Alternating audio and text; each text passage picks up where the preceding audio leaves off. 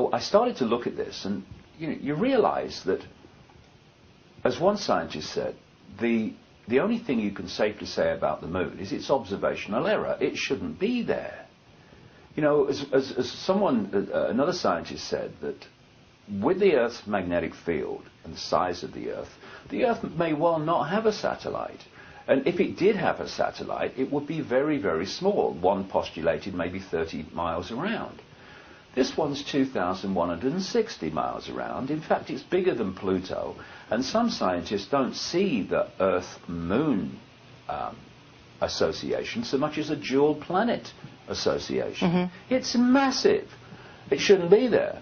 And then you start to look at it, and of course 2 Russian scientists from the Soviet Academy of Sciences in the 70s wrote a very detailed article for a magazine, called Sputnik magazine, saying that the moon was actually a gigantic spacecraft, hollowed out spacecraft. I feel, it could be constructed from scratch, if you like, or it could be a hollowed out planetoid, because this is a really important area of perception. If you want to put people in a box in terms of their sense of possibility, then suppress the information that can give them a sense of possibility outside of the limits you want them to have. And if you do that, then when something comes along, or someone like me comes along and says this is happening well outside the box, people in the box who've taken on this limitation of possibility, God, that's impossible, that's ridiculous. No, it's impossible for humans to do it. It ain't impossible to do. And so we need to open our minds to the fact that, funny enough, sits back in amazement, humanity at this time is not at the cutting edge of possibility. I mean, please. You think? Have you seen George Bush? Anyway, this has been done by an incredibly advanced, technologically, not necessarily spiritually, probably not, race of whatever.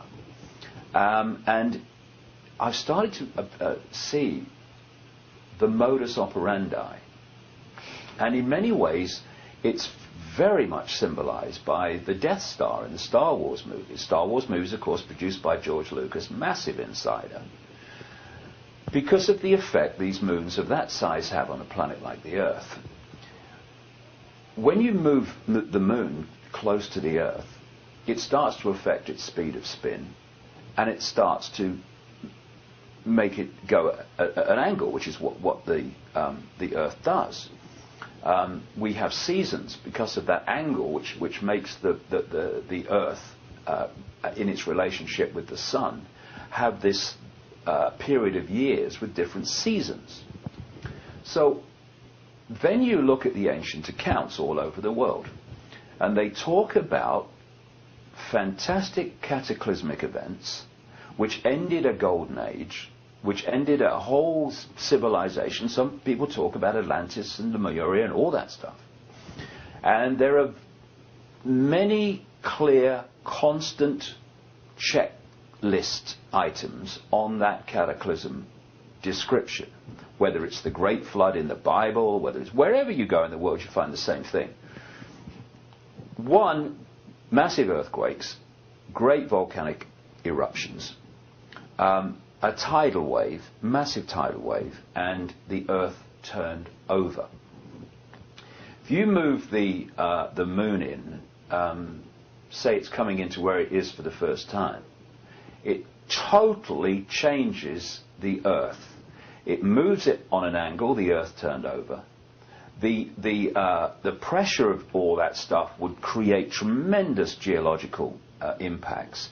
And what would happen if you've got a planet which is overwhelmingly made up of vast oceans of water, and the planet did that? Right. You would have the most extraordinary tidal wave just by the momentum of the water. And then you look at so many different tribal legends around the world. I mean, I come across them directly through Craig Muchworth, the African legends. When I was trying to put this together, I called him the great Zulu shaman, coming up to his 90th year now.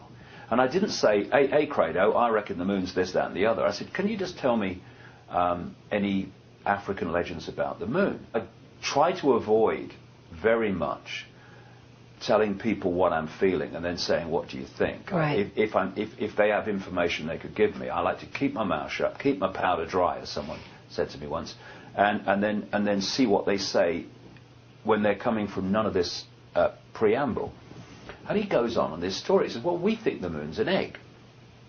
Now, of course, anthropologists go along and say, they think the moon's an egg, they're primitive. Well, what are they saying it's an egg? Just it's symbolism, mate, please. I don't think anthropologists do symbolism very well. But they call it an egg because they say the moon had its yolk taken out. It was an egg that had the yolk removed. It was hollowed out. And this is what these scientists were saying in the 70s about it, these Russian scientists. And he said that the legends say that the moon was created far, far away, that it was hollowed out, and dragons come into it. It was stolen from the great fire dragon and was rolled across the heavens to the earth. And when it arrived here, it caused great cataclysms, which is what it would do, as we've discussed. And the story is that there were two reptilian creatures, or reptilian entities, better word, I don't like creatures, called Wawani and Umpanku. And they were known as, they were brothers, and they were known as like fish gods. And they had scaly skin like a fish, quote from the legend. Now, immediately he's telling me this, I'm thinking Sumer, I'm thinking Sumerian tablets, I'm thinking the Anunnaki, and the two brothers that were leaders of the Anunnaki, according to the Sumerian tablets, Enlil and Enki. And of course, Enki, for one, was very much associated with water. He had another name which was related to his association with water. And so basically I'm looking at the same story using different names. And the modus operandi, it seems to me, is they move these moons in. When they do so, it wipes the slate of the civilization that's there before. And when everything settles down, they start rebuilding the world, the target world, in their image, as a slave race to them. Now, again, we're talking numbers here. The number of people on Earth is enormous compared with the non-human entities that are manipulating through these human hybrid bloodlines that we've talked about before. And therefore, these entities have to keep from the target population the fact that what they're doing. It's all, again and again, ancient and modern, I come across this theme. They are terrified of the game being exposed.